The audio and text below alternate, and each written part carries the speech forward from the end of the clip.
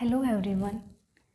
आज हम पॉलिटी का एक वेरी इंपॉर्टेंट टॉपिक पढ़ेंगे जो है इलेक्शन कमीशन ऑफ इंडिया, भारतीय चुनाव आयोग, जिसे भारतीय निर्वाचन आयोग भी कहते हैं। ठीक है, तो ये जो इलेक्शन कमीशन ऑफ इंडिया है इसके बारे में अपने कॉन्स्टिट्यूशन ऑफ इंडिया के अंदर दिया गया है। भाग नंबर 15, भारत के संविधान का भाग नंबर 15, आर्टिकल नंबर 324 से लेकर 329 तक जो है हमें इलेक्शन कमीशन ऑफ इंडिया के बारे में जानकारी मिलती है। अब हम बात करते हैं कि क्या ज़रूरत थी इलेक्शन कमीशन ऑफ इंडिया को बनाने की और क्या इसका रोल है और ये कैसे हमारी इंडिया के अंदर इलेक्शंस करवाने में भूमिका निभाता है। तो इससे पहले हमें सबसे पहले पता होना चाहिए कि व्हाट इज़ डेमोक्रेसी, लोकतंत्र क्या है। डेमोक्रेसी क्या है, लोकतंत्र क्या है।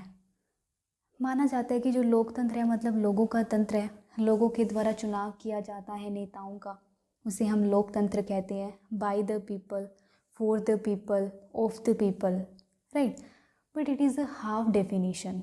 अब्राहम लिंकन के द्वारा इस डेफिनेशन को दिया गया था कि लोगों के लिए, लोगों के द्वारा और लोगों का, तो है उसे हम लोकतंत्र कहते हैं। लेकिन एक लोकतंत्र के अंदर जब तक free and fair and regular election नहीं होंगे तब तक हमें ये बताओ कि वो लोगों का तंत्र कैसे बन जाएगा। कहने के लिए तुम कह देते हो कि ये लोकतंत्र है, यहाँ का जो नेता है उसे लोगों के द्वारा चुना गया है, राइट। लेकिन वो चुना किस तरीके से गया है, जब चुनाव हो रहे थे तो उसके अंदर क्या है, चीटिंग हुई है, बैलेट पेपर के अंदर चीटिंग की गई है। तो क्या हम उसे एक डेमोक्रेसी, क्या हम उसे एक ट्रू डेमोक्रेसी बोल सकते हैं? क्या नहीं बोल सकते। तो ट्रू डेमोक्रेसी किसे बोला जाएगा?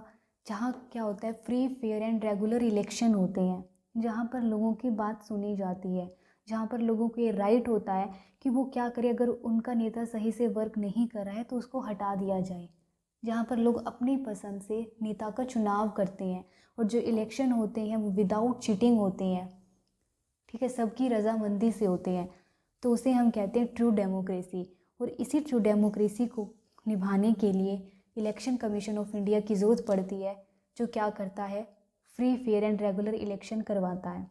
तो अगर हम देखें भारत के अंदर इलेक्शन कमीशन ऑफ इंडिया का जो गठन किया गया था वो 26 जनवरी 1950 को इसका गठन किया गया था, ताकि क्या किया जा सके, चुनाव करवाए जा सके सही से, जिसमें सभी लोगों को सार्वभौमिक वयस्क मताधिकार दिया गया, राइट। तो अब हम देखते हैं इलेक्शन कमीशन ऑफ इंडिया के बारे में, एक एक करके उसके आर्टिकल्स पढ़ते हैं, उसका रोल पढ़ते हैं। ओके,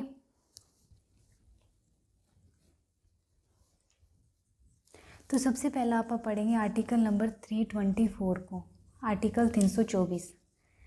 ये क्या कहता है? आर्टिकल नंबर 324 कहता है कि भारत के अंदर क्या होगा, एक स्वतंत्र ऑटोनोमस एंड एक संवैधानिक बॉडी है जो क्या है, अपना भारत का चुनाव आयोग है, जो क्या करेगा, जो प्रेसिडेंट के, जो वाइस प्रेसिडेंट के, जो लोकसभा के, राज्यसभा के, विधानसभा के और विधान परिषद के इलेक्शंस करवाएगा ओनली, ठीक है।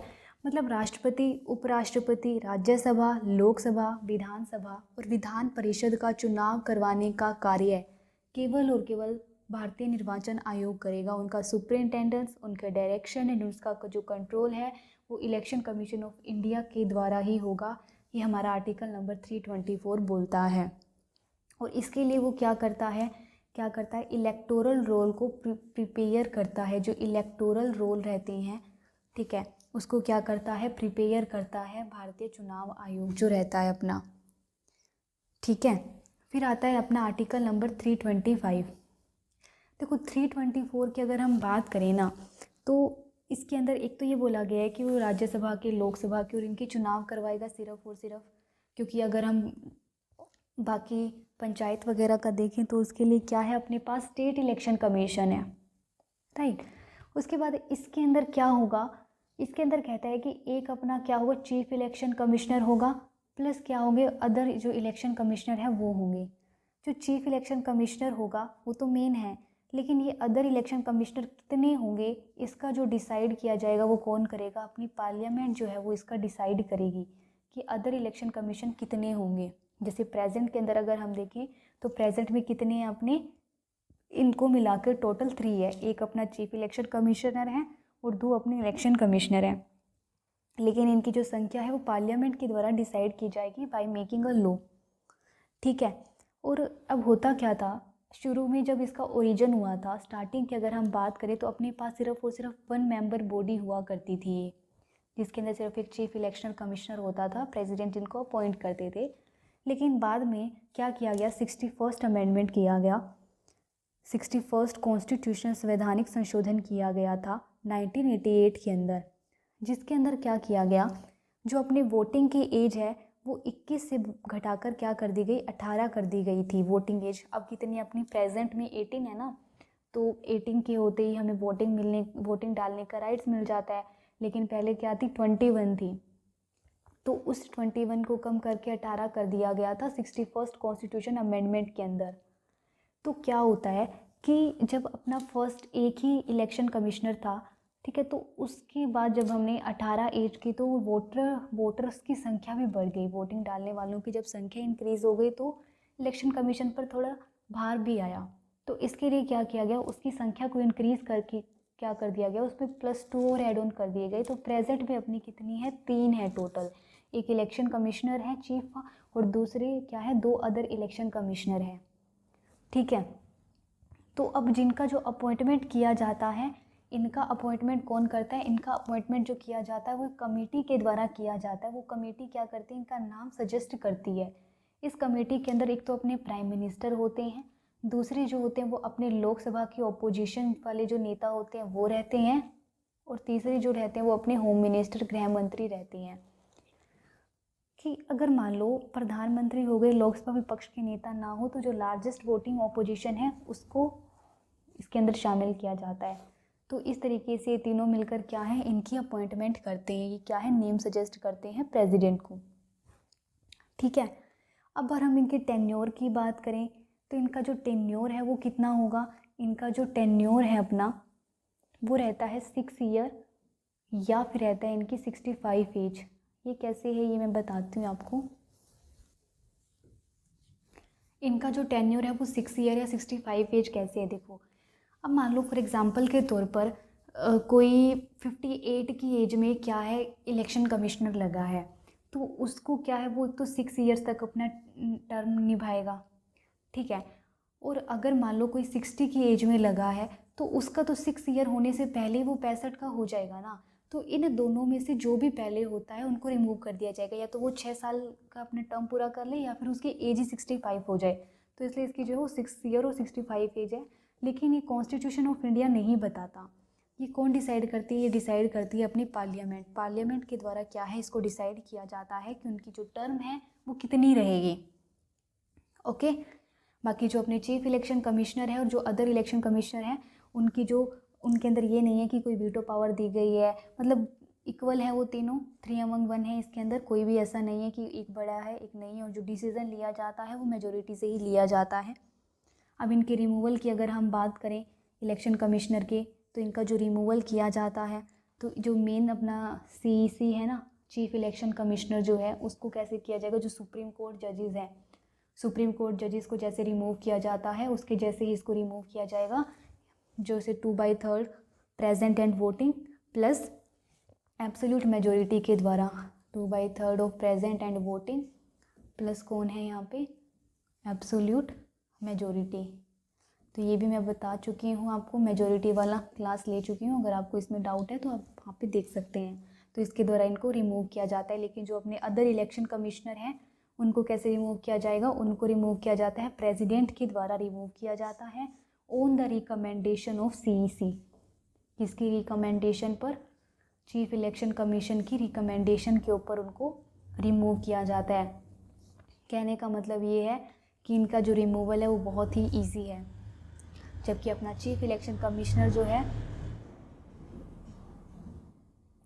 जबकि अपना चीफ इलेक्शन कमिश्नर जो है वो प्रेसिडेंट के प्रसाद पर्यंत कार्य नहीं कर रहा, प्रेसिडेंट के प्लेजर पर वर्क नहीं कर रहा है, ठीक है। और इसकी रिकमेंडेशन पर अदर इलेक्शन कमिश्नर्स को हम रिमूव कर सकते हैं, प्रेसिडेंट रिमूव कर सकते हैं, ठीक है। तो ये हो गया इनका रिमूवल। बाकी हम इसके टेन्योर को भी पढ़ चुके हैं और इनकी अपॉइंटमेंट कैसी होती है वो भी हम इसमें देख चुके हैं। उसके बाद आता है अपना आर्टिकल नंबर 325, तो वो 324 के अंदर था जो कुछ था, ठीक है। 325 क्या कहता है कि कोई भी वोटिंग के अंदर रिलीजन,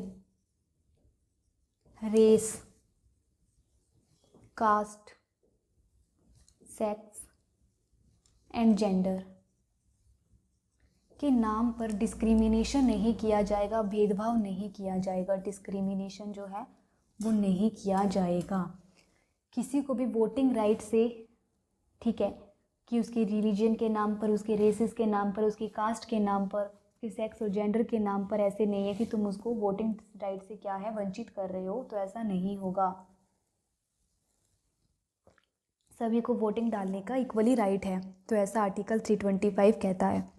अगर हम आर्टिकल नंबर 326 की बात करें तो 326 क्या कहता है, आर्टिकल नंबर 326 कहता है कि भाई हमें क्या करना है, सार्वभौमिक वयस्क मताधिकार देना है, यूनिवर्सल अडल्ट फ्रेंचाइज की बात करता है। सार्वभौमिक वयस्क मताधिकार कहने का मतलब है कि जो भी अडल्ट हैं, ठीक है, उनको वोटिंग राइट दिया जाएगा। और अडल्ट की यहाँ पे डेफिनेशन क्या है, जो 18 की एज को पार कर चुका है, क्योंकि पहले अपनी 21 थी ना, लेकिन 61st अमेंडमेंट 1988 के द्वारा उसको क्या कर दिया गया, 18 कर दिया गया था। तो अब जो भी 18 ईयर्स का हो जाता है उसको वोटिंग राइट दिया जाएगा। आर्टिकल नंबर 326 के तहत यूनिवर्सल अडल्ट फ्रेंचाइज, ओके। उसके बाद आता है अपना आर्टिकल नंबर 327। अगर 327 की बात करें तो ये ऐसे कहता है कि वोटिंग से रिलेटेड जितने भी अपने लॉज बनाने होंगे वो कौन बनाएगा, पार्लियामेंट बनाएगा।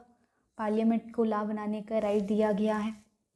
जैसे पार्लियामेंट ने अमेंडमेंट करके वोटिंग राइट को कम किया था, या फिर जैसे हम देखते हैं कि रिप्रेजेंटेशन ऑफ पीपल्स एक्ट 1950, 1951, इस तरीके से पार्लियामेंट बनाएगी। आर्टिकल नंबर 328 कहता है अपना कि जो पार्लियामेंट ने नहीं बनाए हैं वो स्टेट बना सकती है। स्टेट के लिए भी कुछ लॉज यहाँ पे छोड़े गए हैं, तो स्टेट बनाएगा। उसके बाद अपना आता है आर्टिकल नंबर 329। 329 देखो क्या कहता है, 329 कहता है कि इलेक्शन से रिलेटेड कोई भी अगर विवाद हो जाते हैं, कोई भी डिस्प्यूट हो जाते हैं, इलेक्शन रिलेटेड कोई भी अपने डिस्प्यूट्स हो जाते हैं, तो उसकी जो पेटिशन है वो इलेक्शन कमीशन ऑफ इंडिया ही सुनेगा, है ना। इलेक्शन कमीशन ऑफ इंडिया देखेगा। जैसे मान लो कि वोटिंग हुई है और वोटिंग के अंदर जो लूजिंग पार्टी है, हारने वाली पार्टी है, अगर उसको ऐसा लगता है कि इसमें चीटिंग हुई है, सही से वोटिंग नहीं हुई है, तो वो क्या कर सकता है, वो इलेक्शन कमीशन ऑफ इंडिया के पास पिटीशन डाल सकता है कि एक बार इसको रीचेक करवाया जाए या फिर दोबारा वोटिंग करवाई जाए, जो भी उनका डिसीजन रहता है, ठीक है। लेकिन अगर इलेक्शन कमीशन ऑफ इंडिया के निर्णय से अगर वो खुश नहीं है तो वो पार्टी क्या कर सकती है, पेटिशन डाल सकती है। कहाँ पे, only in high court, only in high court.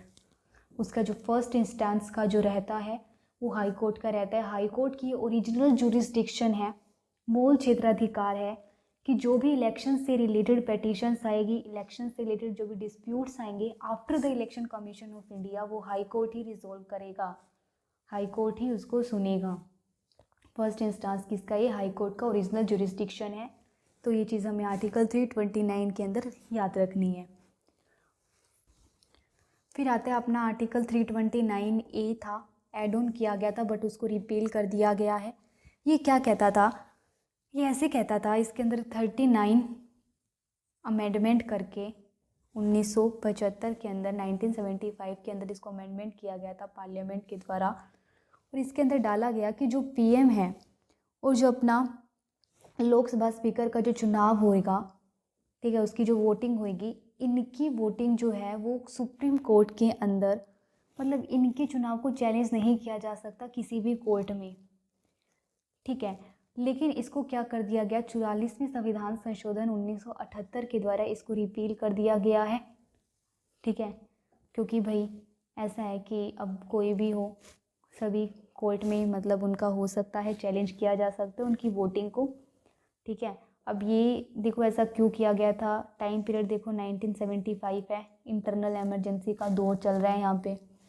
ठीक है, इसीलिए इंदिरा गांधी के द्वारा इस अमेंडमेंट को लाया गया था, है ना। पीएम और स्पीकर दोनों के वोटिंग को हमने क्या है, कोर्ट से आउटसाइड रखा था।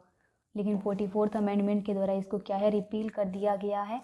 अब ये आर्टिकल एग्जिस्ट नहीं करता, लेकिन मैंने आपको ये बता दिया है कि ऐसा भी हुआ था, तो इसको याद रखना। तो ये अपना हो गया आर्टिकल 324 लेकर 329 तक। ठीक है, अब इलेक्शन कमीशन ऑफ इंडिया से रिलेटेड कुछ बातें पढ़ लेते हैं। कुछ चीज़ें हैं जैसे कि मॉडल कोड ऑफ कंडक्ट हो गया, इलेक्टोरल बॉन्ड्स हो गए जिसको अभी स्टॉप किया जा चुका है, या उनके वोटिंग्स हो गए, या फिर हम उनके स्टार कैंपेनर्स वगैरह हो गए। तो ये सारी चीज़ें भी देखते हैं। जैसे सबसे पहले हम देखते हैं वोटिंग के बारे में। तो ये वोटिंग के बारे में देखो क्या कहता है कि इतना तो मैंने आपको बता दिया कि जो भी मतलब 18 एज का हो जाता है उसे वोटिंग राइट मिल जाता है। 61st अमेंडमेंट के द्वारा उसको वोटिंग राइट दे दिया गया था 18 एज के होने के बाद। अब ये जो वोटिंग होती है, जैसे पहले बैलेट बॉक्स के द्वारा होता था, लेकिन आज हम क्या देखते हैं कि वीवीपैट के द्वारा वोटिंग करवाई जाती है। वीवीपैट की अगर मैं आपको फुल फॉर्म बता देती हूँ क्या है। एक सीक्रेट बैलेट के रूप में वोटिंग होती है। Voter verifiable paper audit trial. क्या है? Paper audit trial. ये क्या है? ये एक सीक्रेट बैलेट है। ठीक है, और इसके अंदर क्या होता है, जैसे हम जो वोटिंग करते हैं तो 7 सेकेंड के लिए एक स्लिप दिखती है हमें कि हमने किसको वोटिंग किया, और फिर वो स्लिप जो है वो अंदर चली जाती है। ठीक है, और इसके अंदर यही है कि जो अवेलेबल है, मतलब ये जो है ना काफ़ी ही सीक्रेट है। ठीक है, और इसमें चीटिंग की कोई भी यहाँ पे कंडीशन ही नहीं है। ओके, और इसके अंदर यही होता है कि मतलब ये काफ़ी एक्यूरेसी इसके अंदर मानी जाती है, इसलिए इस वीवीपैट को भी स्टार्ट किया गया था। और ये केवल और केवल अवेलेबल रहते सिर्फ और सिर्फ पोलिंग ऑफिसर को। तो इसीलिए हम इसको क्या है, सुरक्षित मान सकते हैं वीवीपैट को, ये जबकि सुरक्षित होती ही है। ठीक है, और ये इसकी जो है वो फुल फॉर्म है, सीक्रेट बैलेट के रूप में इसके अंदर वोटिंग करवाई जाती है। ओके, जबकि इससे पहले जो होता था, जैसे बैलेट पेपर के द्वारा होती थी, electronic voting machine, recording machine का यूज़ किया जाता था। तो उस तरीके से हम देखते हैं। बाकी जो अपनी इलेक्ट्रॉनिक वोटिंग मशीन होती है उसकी हैकिंग का कोई वो नहीं रहता, क्योंकि उसके अंदर इंटरनेट कनेक्शन नहीं होता है। ठीक है, सर्वर का यूज़ हम नहीं करते हैं। ठीक है, तो इस तरीके से हम देखते हैं। उसके बाद अपना आएगा वोटिंग के बारे में। अगर हम दूसरी चीज़ देखें कि कौन कौन वोट कर सकती हैं, तो हमने देखा कि जो 18 ईयर्स एज को पार कर चुका है, जो सिटीज़न ऑफ इंडिया है। ठीक है, अब मान लो कोई व्यक्ति जेल में है, अगर वो जेल में है तो क्या वो वोटिंग कर सकता है? क्या वो चुनाव लड़ सकता है? तो इसका आंसर है कि वो वोट नहीं कर सकता, वोट नहीं कर सकता। लेकिन वो क्या कर सकता है? इलेक्शन लड़ सकता है, इलेक्शन लड़ सकता है, बट वोटिंग नहीं कर सकता अगर कोई व्यक्ति जेल के अंदर है तो। लेकिन अगर कोई व्यक्ति प्रिवेंटिव डिटेंशन के अंदर है, नज़रबंदी के अंदर है, तो निवारक नज़रबंदी, अगर कोई व्यक्ति प्रिवेंटिव डिटेंशन के अंदर है तो इसके अंदर वो कहता है कि वो वोट कर सकता है। ठीक है, लेकिन अगर कोई जेल में है तो वोटिंग नहीं कर सकता, सिर्फ इलेक्शन लड़ सकता है। तो इस तरीके से हमने पढ़ा कि वोटिंग के बारे में थोड़ी सी चीज़ जो थी। उसके बाद अगर हम बात करें तो हमें पता है कि जो 1 पर्सन है वो सिर्फ 1 ही वोट के इक्वल है ना। ये नहीं है कि एक पर्सन जाकर 2 वोट डाल दे, ऐसा नहीं होता है। इसलिए इंक लगाई जाती है फिंगर के ऊपर, राइट। तो 1 person is equal to 1 vote. ठीक है, एक ही कॉन्स्टिट्यूएंसी के अंदर हम क्या है, वोट डाल सकते हैं। फिर अगर आप देखें जो राइट टू वोटिंग है, राइट टू वोटिंग क्या कॉन्स्टिट्यूशनल राइट है, लीगल राइट है, स्टैच्यूटरी राइट है, तो इसके बारे में कुछ क्लैरिटी नहीं है। कभी कभी सुप्रीम कोर्ट कहती है कि ये फंडामेंटल राइट है, कभी कभी इसको सिर्फ एक स्टैच्यूटरी राइट बता दिया जाता है, कभी कभी इसको एक लीगल राइट बता दिया जाता है। तो हम इसके बारे में कोई भी यहाँ पे क्लियर कट पॉइंट नहीं बताया गया है कि राइट टू वोटिंग अपना कौन सा राइट है। डन इतना। फिर उसके बाद अगर हम देखें तो यहाँ पे हमें नोटा का प्रावधान भी देखने को मिलता है। तो जो नोटा है अपना, नन ऑफ द अबोव का जो ऑप्शन दिया गया था, ठीक है, उसकी बात करें तो पहले तो एक चीज़ याद रखो कि एक तो होता है कि वोटिंग न करना और एक होता है नोटा, तो वो दोनों सेम नहीं है। क्योंकि वोटिंग न करना is a different thing and NOTA का मतलब होता है कि भाई जो तुमने 4 ऑप्शन हमें वोटिंग के लिए दिए हैं, उन चारों कैंडिडेट्स में से हमें एक भी कैंडिडेट पसंद नहीं आया है, तो it is a different. Okay, और ये क्या है जो अपना ये जो वोटिंग है उसको इफ़ेक्ट नहीं करता इंडिया के अंदर अगर हम बात करें तो, ठीक है। और ये इसका मतलब ये भी नहीं है कि हम कुछ नेगेटिव वोट डाल रहे हैं, इसका सीधा सा मतलब है कि हमें वो बंदा पसंद नहीं आया है, हमें इनमें से कोई भी पसंद नहीं आया है, इसलिए हमने नन ऑफ द अबोव के अंदर डाला है। लेकिन हम इसको एक्सप्रेस ही कर रहे हैं, हमारा जो आर्टिकल 19 सब क्लोज 1 है उसके अंदर जो हमारी अभिव्यक्ति की स्वतंत्रता है उसके तहत हम इसे क्या है अभिव्यक्त ही कर रहे हैं, तो ये हम इसको मान के चलते हैं, ठीक है। ऐसा नहीं है कि हम वोट नहीं कर रहे, तो नोटा को वोटिंग के अंदर ही माना जाता है। फिर उसके बाद अगर हम देखें तो अपने पास कुछ इलेक्शन कमीशन ऑफ इंडिया से रिलेटेड कुछ इश्यूज़ पढ़ते हैं, वो देखते हैं क्या क्या हैं। इश्यूज़ के अंदर सबसे पहले हम देखते हैं मॉडल कोड ऑफ कंडक्ट, आचार संहिता जिसे कहते हैं। जैसे कि आप इस साल लोकसभा के चुनाव हुए थे तो हमने आचार संहिता लगती हुई देखी थी। तो मॉडल कोड ऑफ कंडक्ट क्या होता है अगर हम इसकी बात करें तो व्हाट इज़ दिस। देखो, जब भी जिस दिन इलेक्शन की डेट अनाउंस कर दी जाती है, जिस दिन इलेक्शन की डेट अनाउंस कर दी जाती है, डेट अनाउंस हो जाती है, और जब फाइनल रिज़ल्ट आता है अनाउंस से लेकर क्या है, जब फाइनल रिज़ल्ट आता है अपना, तब तक हम देखते हैं कि मॉडल कोड ऑफ कंडक्ट जो है वो लागू रहता है। इसके अंदर क्या होता है, इसके अंदर कुछ इंस्ट्रक्शंस रहती है, कुछ निर्देश रहते हैं जो अपने कैंडिडेट्स हैं उनको मानने होते हैं कि वो इसके अंदर क्या नहीं करेंगे, ठीक है। सेट ऑफ इंस्ट्रक्शन होता है जो किसी पॉलिटिकल पार्टीज़ को या फिर कैंडिडेट्स को दिए जाते हैं, मतलब जो चुनाव लड़ रही हैं। लेकिन इसके लिए एक चीज़ याद रखो कि लीगल बाइंडिंग नहीं है। अगर हम सोचें ना कि इसके लिए कोई लॉ है, ठीक है, लीगली बाइंडिंग है, नहीं, ऐसा कुछ नहीं है। लीगली बाइंडिंग नहीं है ये। अगर तुम इसको फॉलो नहीं करोगे तो वो एथिकली तुम्हारे लिए मतलब बुरा है, लेकिन ये नहीं है कि अगर तुम फॉलो नहीं करोगे तो तुम्हें सज़ा मिल जाएगी या फिर ऐसा कुछ नहीं है, क्योंकि यहाँ पे कोई लॉ, इसके पीछे लॉ बैकअप नहीं है, लॉ वर्क नहीं करता है, ओके, एनफोर्सेबल नहीं है लॉ के द्वारा, तो इसे लीगली बाइंडिंग नहीं है। हाँ, बस ये है कि जिस दिन डेट अनाउंस होती है और जब तक फाइनल रिजल्ट आता है तब तक ये लागू रहता है। और इसके अंदर ये बताया जाता है कि जैसे कोई भी पॉलिटिकल पार्टी इस टाइम पे कोई भी नई स्कीम नहीं लाएगा, ठीक है।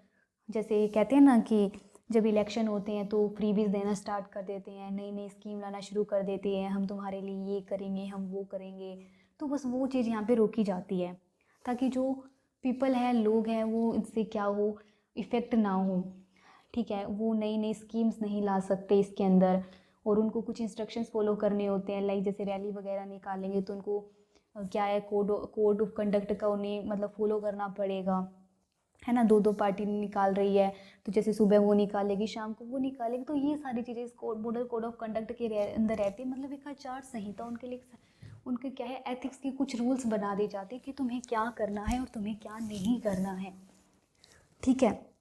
इसको सबसे पहले केरला के अंदर यूज़ किया गया था 1960 में जब चुनाव हुए थे, तब उसके बाद हम देखते हैं कि model code of conduct Lok Sabha या इनके चुनावों में यूज़ होती हैं, ओके। फिर उनको कुछ डायरेक्शंस भी दी जाती हैं, जैसे कि तुम मीटिंग्स कैसे करोगे, या फिर पोलिंग बूथ जो है उसके ऊपर क्या क्या तुम्हारे रहेंगे, और जो पोलिंग डे वाला जो दिन है तो उसके अंदर तुम्हारी क्या क्या एथिक्स रहेंगे। तो ये चीज़ हमें देखने को मिलती है मॉडल कोड ऑफ कंडक्ट के अंदर। फिर अगर हम बात करें इलेक्शंस में मनी स्पेंडिंग की, तो मनी स्पेंडिंग के लिए वो क्या कहता है, देखो कि ऐसा होता है ना कि मतलब जो पॉलिटिकल पार्टीज़ होती है वो लोगों को इफ़ेक्ट करने के लिए, लोगों को अपनी ओर करने के लिए फुल मनी का खर्चा करते हैं, रैलीज़ के अंदर, पोस्टर्स के अंदर, ठीक है। तो इस तरीके से प्रदर्शन करने के लिए, और ठीक है, अभी मनी ज़रूरत भी है, लेकिन वही बात है कि हम उसको ऐसे ही यूज़ नहीं कर सकते, उसका अनफेयर यूज़ नहीं कर सकते हम, राइट। तो इसके लिए क्या है, ईसीआई जो है अपनी इलेक्शन कमीशन ऑफ इंडिया है, उसने क्या है एक लिमिट डिसाइड की है कि कितना तुम यहाँ पे मनी जो है वो स्पेंड कर सकते हो। तो बस वो उस लिमिट्स के अकॉर्डिंग उनको करना होता है। जैसे पार्लियामेंट्री इलेक्शंस के लिए 95 लैक्स, अगर कोई लार्ज स्टेट है तो, ठीक है। अगर स्मॉल स्टेट है तो 75 लाख इन पार्लियामेंट्री इलेक्शन। जैसे 95 लाख जो है वो संसदीय चुनाव के अंदर किए जाते हैं लार्ज स्टेट के अंदर, कोई बड़ा जैसे यूपी हो गया, वेस्ट बंगाल हो गया। और अगर 75 लाख किए जाते हैं पार्लियामेंट के द्वारा स्मॉल स्टेट के अंदर। ये तो हो गया अपना पार्लियामेंट का। अगर स्टेट लेजिस्लेटिव असेंबली की बात करें तो 40 लाख जो है वो लिमिट रखी है लार्ज स्टेट के अंदर, और 28 लाख जो लिमिट रखी है वो स्मॉल स्टेट के अंदर रखी है। तो ये लिमिट्स हैं कि तुम इस लिमिट्स तक ही तुम क्या करोगे, खर्चा करोगे। अगर तुम इस लिमिट तक करते हो तो ठीक है, तुमसे कोई इन्फॉर्मेशन नहीं मानी जाएगी, ठीक है।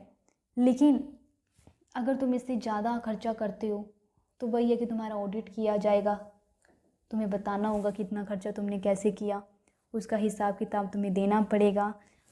Otherwise you will be disqualify for 3 years, कि तुम 3 साल के लिए क्या हो जाओगे, डिस्क्वालीफाई हो जाओगे, ठीक है। तो यही चीज़ है कि तुम्हें अपनी लिमिट के अंदर जो है वो खर्चा करना है।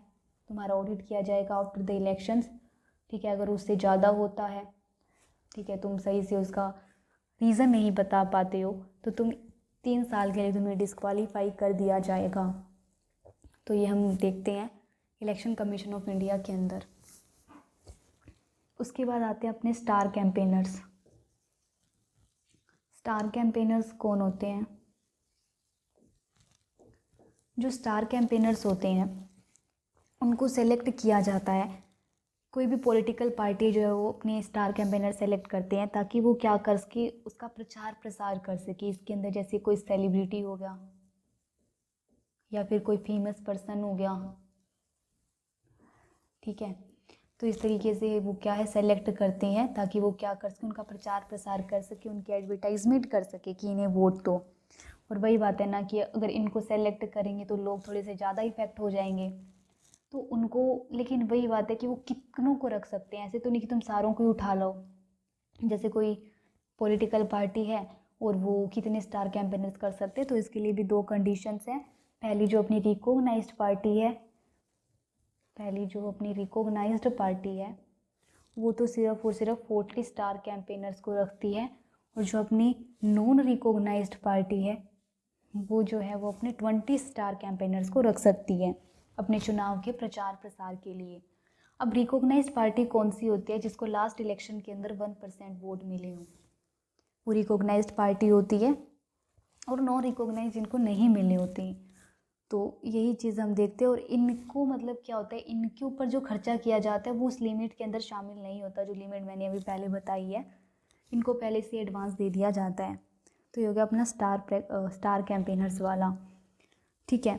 उसके बाद इनको कुछ डोनेशन वगैरह भी दी जाती है जिसके अंदर हम इलेक्टोरल बॉन्ड स्कीम रखते हैं।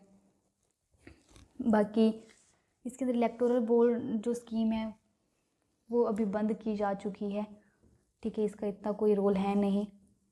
इलेक्टोरल बॉन्ड्स के अंदर इनको स्कीम दी जाती थी। और इलेक्टोरल बॉन्ड्स जो है स्कीम, ये जो इलेक्टोरल बॉन्ड स्कीम है इसको अभी बंद किया जा चुका है। इसके ऊपर मैं अलग से वीडियो बनाऊंगी कि ये क्या है, ठीक है, और इसके अंदर क्या होता था और इसको क्यों बंद किया, कि थोड़ा सा बड़ा टॉपिक है, इसके लिए हम इसको बाद में पढ़ेंगे। लेकिन इसके अंदर बस ये याद रखो कि इसके अंदर क्या होता था, पॉलिटिकल पार्टीज़ को डोनेशन दी जाती थी, और जो डोनेटर्स होते थे उनका नाम जो वो एनोनिमस रखा जाता था, गुप्त रखा जाता था कि किसने इनको डोनेट किया है, ठीक है। उसके बाद हम पढ़ते हैं जो आरपीए एक्ट है 1951, रिप्रेजेंटेशन ऑफ पीपल एक्ट, उसका सेक्शन नंबर 8 जो है वो थोड़ा सा इम्पोर्टेंट है, ठीक है। तो ये बता देती हूँ मैं इसमें क्या है। इसका जो सेक्शन 8(1) है, सेक्शन 8(2) है, और सेक्शन 8(3) है, और 8(4) है। इसका अगर हम बात करें तो ये क्या है, देखो जो 8(1) है और 8(2) है वो बात करते हैं ऑफेंसेस के बारे में, ठीक है। कि अगर कोई भी पॉलिटिकल पार्टी है, ठीक है, वो कोई भी अपराध करती है या किसी भी अपराध के लिए उनको दोषी भी पाया जाता है तो उनके साथ कैसा बिहेव किया जाएगा, उनको क्या पनिशमेंट दी जाएगी, क्या उन पर फाइन लगेंगे, उनको कैसे कन्विक्ट किया जाएगा। तो ये सारी चीज़ें जो है वो इन दोनों के अंदर दी गई है। ठीक है, ये जो सब सेक्शन 8 सब क्लोज 3 है, ये क्या कहता है, ये कहता है कि इन दोनों के अलावा यानी 8(1) एंड 8(2) के अलावा जो ऑफेंसेस होंगे, ठीक है, उसके अंदर अगर वो अलावा ऑफेंसेस करते हैं तो उनको अगर मान लो 2 ईयर्स से ज़्यादा अगर उनको जेल होती है तो उनको क्या कर दिया जाएगा, डिस्क्वालीफाई कर दिया जाएगा। ठीक है, for being an MP and MLE। उसके बाद और अगर फाइन लगाना हो, ठीक है, तो फाइन प्लस 6 ईयर के लिए डिस्क्वालीफाई जिस दिन से उनको फाइन लिया गया है। और अगर उनको जेल डाला गया है तो मान लो क्या होता है कि जैसे 2 ईयर्स से ज़्यादा अगर उनको जेल की सज़ा हुई है तो एक तो वो कि जितने साल की उनको सज़ा हुई है वो वाला टाइम, प्लस उसके अलावा 6 ईयर्स के लिए उनको क्या है, डिस्क्वालीफाई कर दिया जाएगा। जैसे एग्जांपल लेते हैं, एक पर्सन है, उसको मान लो 4 साल की सज़ा हुई है, ठीक है, तो वो 4 साल काउंट होंगे। 4 साल के बाद वो जेल से बाहर तो आ गया, प्लस उसमें 6 ईयर जो और जोड़ के वो क्या हो जाएगा, डिस्क्वालीफाई माना जाता है। ठीक है, कॉन्विक्शन अगर हो जाता है तो जेल वाला टाइम प्लस वो 6 ईयर के लिए डिस्क्वालीफाई हो जाएगा। फिर जो 8(4) है सेक्शन, ये क्या कहता है, इनको जो MP है, अपने मेंबर ऑफ पार्लियामेंट है, और जो अपने मेंबर ऑफ लेजिस्लेटिव असेंबली है, उनके लिए कुछ छूट दी गई है। उनके लिए ये बोला गया है कि इनको क्या किया जाता है, अगर इनके ऊपर ऐसा भी कोई अपराध वगैरह लगाया जाता है तो इनके क्या है 3 मंथ्स का इनको क्या है टाइम दिया जाता है कि 3 मंथ्स तक इनके ऊपर कोई भी वो नहीं किया जाएगा। और 3 मंथ्स के अंदर ये क्या है, अगर अपील करना चाहे तो अपील कर सकते हैं। और जब तक उनकी अपील का रिज़ल्ट नहीं आ जाता तब तक उनको कन्विक्टेड नहीं माना जाएगा। मतलब 3 मंथ्स तो उनका ऐसे हो गया, ठीक है, और फिर ऊपर से उन्होंने अपील कर दी। अब अपील का रिज़ल्ट मान लो 4-5 महीने तक ना आए तो तब तक वो डिस्क्वालीफाई नहीं होंगे। ठीक है, तब तक वो फिर अपना काम करते रहेंगे। MP और MLE के लिए ऐसा बोला गया था। लेकिन इसमें भी क्या होता है, एक लिली थॉमस केस हुआ था। तो लिली थॉमस केस के अंदर क्या कहा गया कि जो सेक्शन 8(4) है वो क्या है, असंवैधानिक है, अनकॉन्स्टिट्यूशनल है। लेकिन है तो है, क्या कर सकते हैं, क्योंकि वही बात होगी, अब तुम्हारा रिज़ल्ट तो पता नहीं कब तक आएगा, तब तक तुम डिस्क्वालीफाई ना रहो। तो ये सारी चीज़ें हमें देखने को यहाँ पे मिलती है। सुप्रीम कोर्ट भी इस चीज़ को क्या है, अनकॉन्स्टिट्यूशनल बताता है। उसके अलावा अगर हम देखें तो article number 102 and article number 102 for MPs member of parliament और 191 for MLAs member of legislative assembly के डिस्क्वालिफिकेशंस के बारे में हमें बताते हैं कि वो कब कब डिस्क्वालीफाई होंगे। तो इसके अंदर यही है कि कॉन्स्टिट्यूशन ऑफ इंडिया क्या कहता है। कॉन्स्टिट्यूशन ऑफ इंडिया के अंदर कहता है कि मान लो अगर उनको क्या ऑफिस ऑफ प्रॉफिट ले रखा हो तब वो डिस्क्वालीफाई हो जाएंगे। ठीक है, अगर उनका मतलब अनसाउंड माइंड हो, माइंड से सही ना हो तो वो क्या हो जाएंगे, डिस्क्वालीफाई हो जाएंगे। या फिर दिवालिया हो जाए इसीलिए अनसोल्वेंट हो जाए, ठीक है, दिवालिया जिसे कहते हैं अपन, तो दिवालिया हो जाते हैं। या फिर अगर हम बोलें कि अगर वो सिटीज़न ना रहे भारत का तो उसे डिस्क्वालीफाई कर दिया जाएगा। और बाकी जो है पार्लियामेंट जैसा लॉ बनाकर उसे डिस्क्वालीफाई करना चाहे तो वो क्या है, डिस्क्वालीफाई माना जाएगा। तो इस तरीके से हम देखते हैं कि डिस्क्वालीफाई जो है वो अपनी article number 102 and article number 191 के तहत सेम MP और सेम MLAs का है। ओके, इसके अंदर ऐसा बताया गया है। आर्टिकल नंबर देखो 103 है, वो क्या है, क्वासी जुडिशियल पावर्स बताता है इलेक्शन कमीशन ऑफ इंडिया की।